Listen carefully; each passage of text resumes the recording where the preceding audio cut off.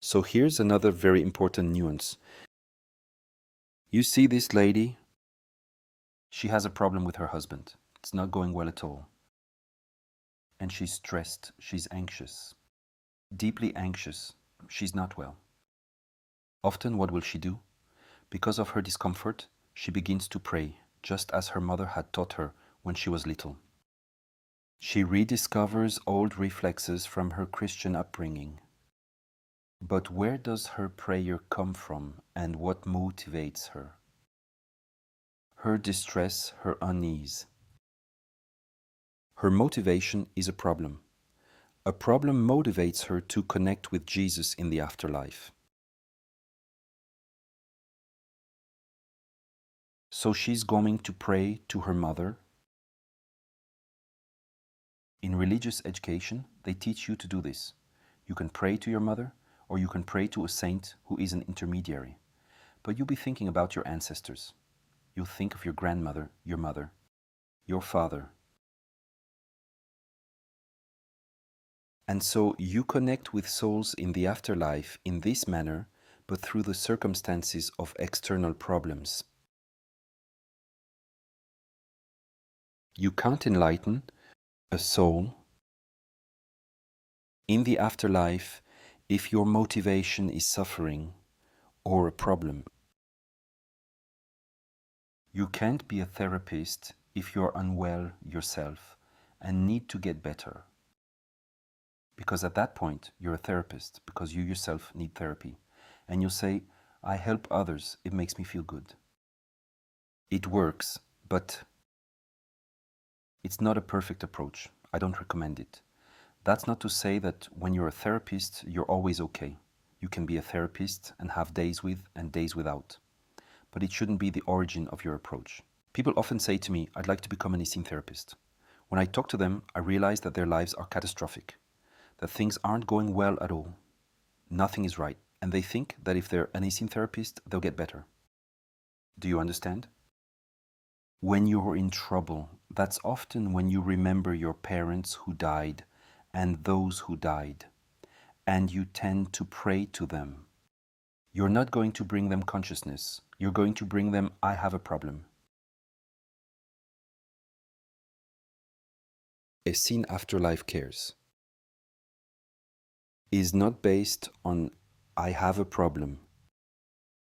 They have to be, and we'll look at the basics here, but they have to be a free conscious and neutral act. It's like giving someone a massage. You want to give someone Reiki, you want to give someone a massage, or you want to treat someone. You're a therapist, you have a consultation. I also advise you to make it a free conscious and neutral act. If it's a forced, self-interested act and biased, your consultation is going to be complicated. Can you imagine? I give Reiki to this person, but I really like this person. What kind of energy are you going to transfer to them? It's a bit particular. You're a bartender. You're pouring someone a drink to, for example, someone you hate. You hate them. Here I made your cocktail. No, it's okay after all. No, that's it. Would you want to go to a restaurant where the waiter comes on to you and brings you your plate as if he were making a very, very explicit proposal? You wouldn't necessarily want to eat the plate. Or on the contrary, you feel that he really doesn't like you at all. He just wants you to go away and he puts your plate down. You don't necessarily want the energy that goes with the plate. Do you understand? So when you're doing something, it's very, very important to be detached. Even when they're people you love and miss.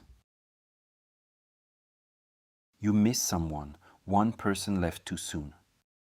You have to put yourself in a state of neutrality, of appeasement, if you want to perform Essene healing for their soul. This is very important. So the Essene Bible is part of the ritual. You can use any book you like. You can use the news magazine Le Figaro. I don't have a problem with that. Let me describe the Essene ritual. After that, you do what you want. In the Essene Bible, for the Essenes, there are laws of life, principles of the geometry of life. And so when you use these texts, you make geometric lines appear in the spiritual worlds. And the person can step out of their little dreams, their little illusions, their little disappointments, their fantasies, their fears, to find a reliable guideline. What is the principle of geometry? Its reliability and permanence. A 90-degree right angle is always the same until proven otherwise. You go to China, is the same. And 10,000 years ago it was still there. It is not variable. What do we need in the spiritual worlds? Consistency, permanence, reliability. When you're in a hole and there's a rope hanging down, what are you going to do before you climb it? You pull a little to see if it's attached, right? Yes, but why don't you do that in your inner life? You grab the first thing that comes along and hang on to it. Check. If it's a geometric line of life, a law of life, you can hang on to it. It's never going to let you down. That's just the way it is.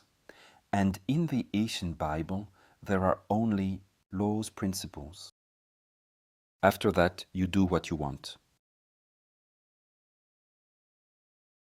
I'm now going to give you the 4 founding principles of Essene care for souls in the afterlife.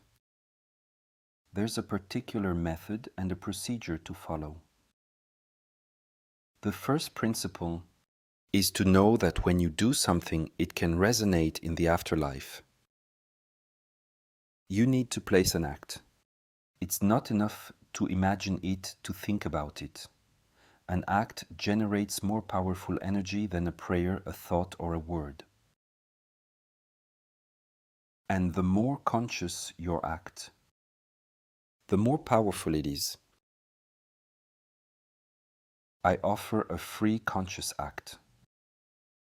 What energy will a free conscious act generate? Freedom and conscience. What do you wish for someone's soul in the afterlife? Freedom and conscience. Isn't it? You see a soul sitting in a romantic little scene with the sun sitting a candlelit dinner for 2, and you're coming along and say, no, you mustn't do that. Don't you see that's not the right person for you? And what kind of meal is this? And what color is this decor?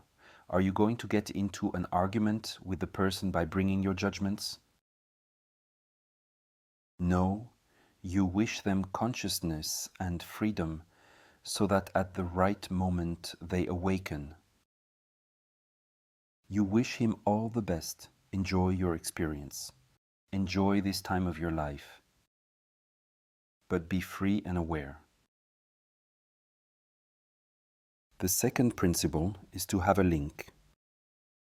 You must not, that's a law, you must not interfere in other people's lives.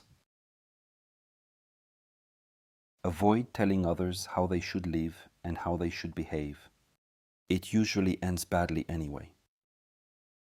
To help a soul in the afterlife, you must have a link with it, an authorization.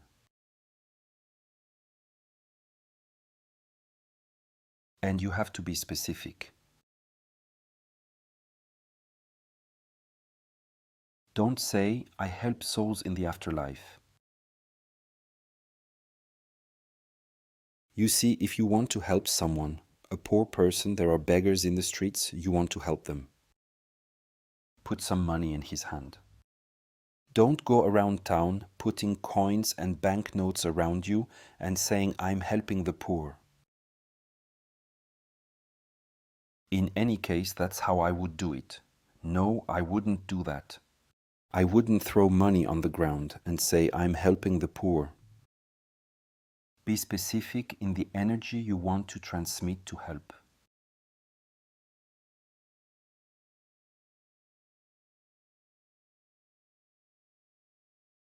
The third principle is respect.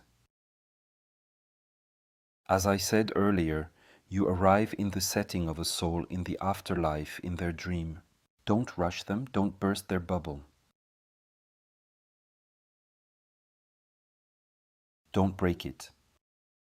You see, you have a child. You have a little girl, a little boy, who tells you we made a cabin, and then there was this, there was that. And the Wild says, come and see our hut. You arrive and say to yourself, this is your cabin. It's completely ridiculous. There's not even a wall. There's no door, no roof. Your cabin sucks. It's ugly. Can you imagine if you're doing this? It's horrible, isn't it? If there's a soul in the afterlife who needs to let a dream inside them calm down, to take the time to land, allow them this time. Don't force anything. Respect them in the world they're in. Respect them. True justice comes from God. In the soul of your father or mother who has died, there is a divine particle. That divine part is the one who will do the justice. It's not up to you to put on your Zorro mask, pick up your sword, and take justice into your own hands. Do you understand? Leave it, leave it.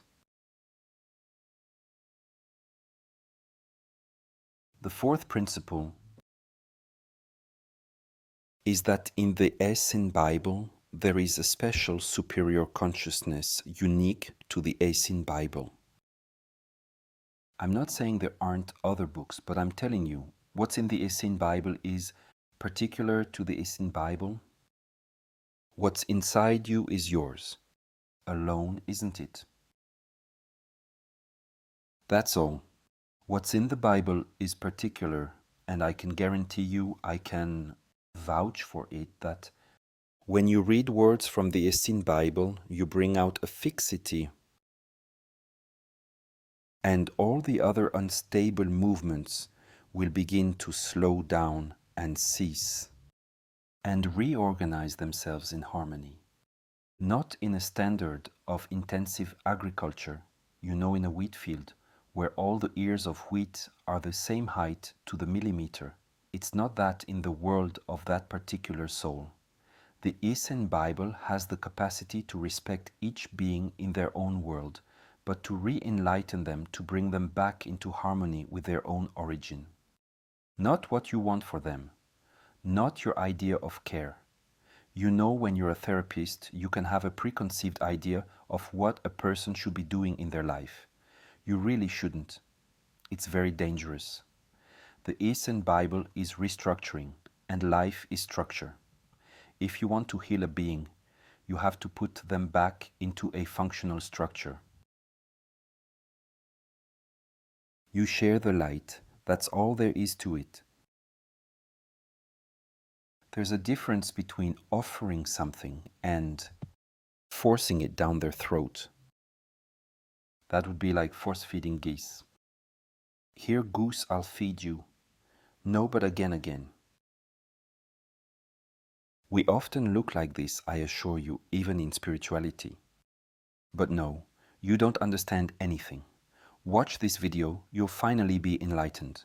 You'll understand what I've understood. And until you understand that you're in the dark and wrong. No true justice and righteousness come from God, not from you. First, let me tell you something. Take care of the justice and righteousness inside yourself, and then come back and talk to me. When you reach it, you'll realize that you're not in charge of the rightness of other people's lives.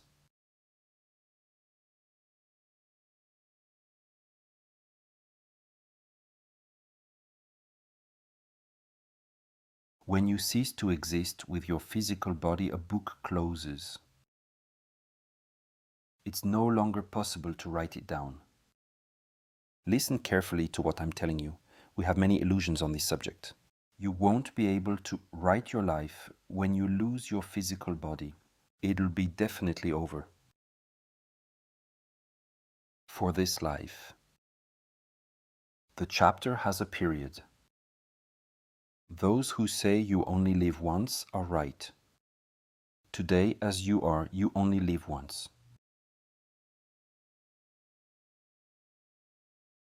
Those you know who have died are really dead. They will no longer be able to perform acts. Only in a future life under different circumstances. Peter Dunov said that too. He said, "Seize life's opportunities because they never come around the same way twice."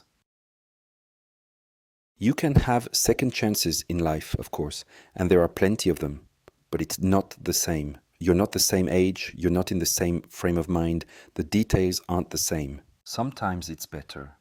Sometimes the second opportunity is the best. But each thing is unique. When a life ends with the body, it's over. So what you experience in the afterlife, the states of mind you experience as a soul in the afterlife are definitive because they come from irreversible acts. You've been an abusive parent, you've mistreated your children, it's irreversible, it's done. The scruples you're going to feel are irreversible, they come from the past. On the other hand, we who are incarnated in a body can perform acts that liberate. Because we can perform physical acts. Souls in the afterlife no longer can. We have colossal power through our bodies.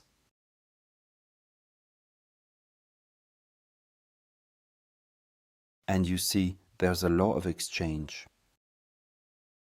Between an act you perform physically and the soul. I told you earlier, all those who want to smoke tobacco are in this subtle world. And they're going to make smokers smoke. And smokers bring relief to those who want to smoke. I told you about this exchange of energy, that the United States was waging war because it was relieving an amount of energy that has accumulated in its egregore because the United States was born of violence and assassination and murder. It's a country that is inherently violent and destructive. These are examples of acts of exchange. You'll find them in every tradition. I've deliberately chosen very different traditions. You have this woman on the island of Tinos in Greece.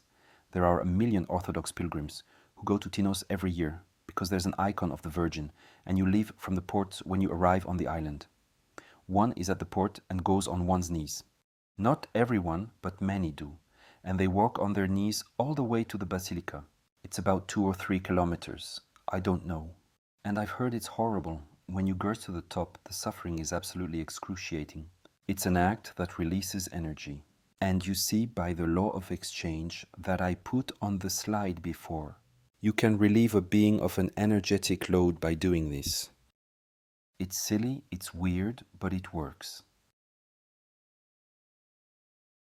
You have, I don't know if it's in Haiti or Africa, a voodoo cult. You see the gentleman standing on a kind of mound with lots of weird stuff on it. It's a place of sacrifice. There's an entity here that swallows the vital energy of animals, the blood that's spilled, and which by the law of exchange can relieve a soul in the afterlife. You've got this Asian woman making an offering at a temple with lit incense. She performs an act to generate energy. And you have these Egyptians who come to bring offerings. So you see there's incense. The 3 little spikes you see are actually incense smoke rising up, and the other one at the bottom has bread. He offers bread, and they will pronounce the name of a deceased person. And they come and they say, "We remember you, and we send you energy." And we send you energy. It's an act that will resonate in the afterlife.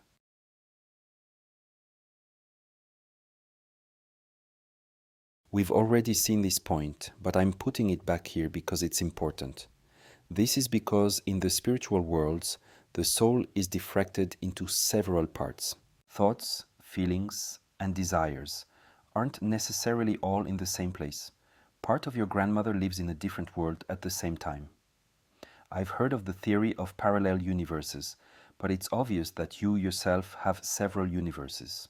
You're a professional, you have a job, you have an activity. Right now, you're also involved in this activity as a father or mother.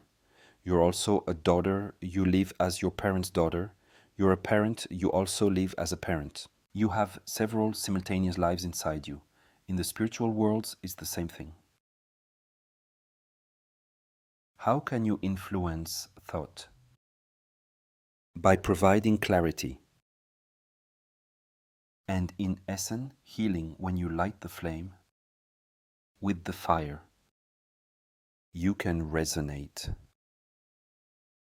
In the spiritual dream world, to touch a being's thoughts and everything attached to their sphere of thought, and you'll bring clarity.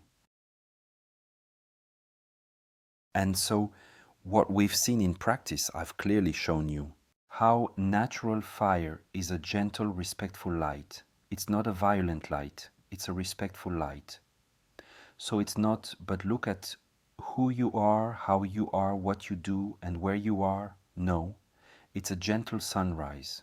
You know when the sun comes up and you say you didn't see the landscape because you arrived at night. It appears softly, respectfully, so as not to frighten you, demolish you, or hurt you.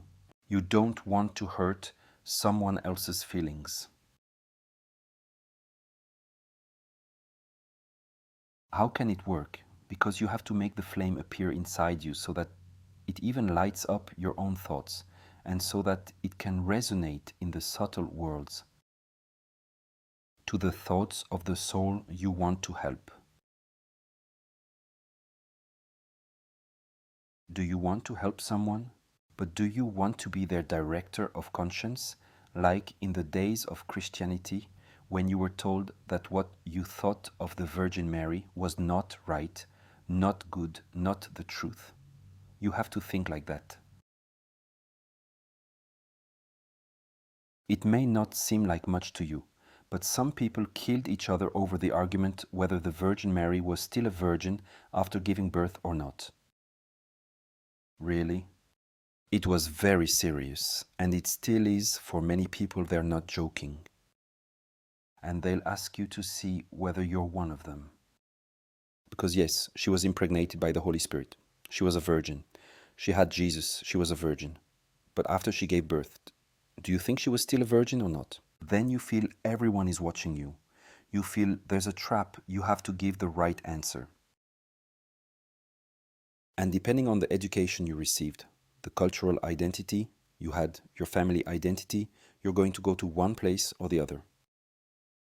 You want to pray for the soul of your mother who is Protestant and therefore in such and such a sphere. Are you going to tell her, but no, you know, you are wrong, the virgin is still a virgin? Are you going to go into details? But no. You say, shh, I'm lighting a flame, Mom, to wish you well and send you clarity. And you let the fire light up her world. And probably what's going to happen is that she's going to say, well, there's no point. It's okay. It's not a real question. Clarity will come within her and she'll evolve. She'll be freed from this world and she'll evolve. But those on earth who defend the idea of Protestantism, for example, are losing a soul. Because your mom is no longer convinced, she's less likely to defend this position. They lose her, so they have to convert. At the moment, it's the little Africans who are being converted at every turn. American evangelists are very powerful over there. To act on feelings, we need lightness. As we saw in practice with charcoal,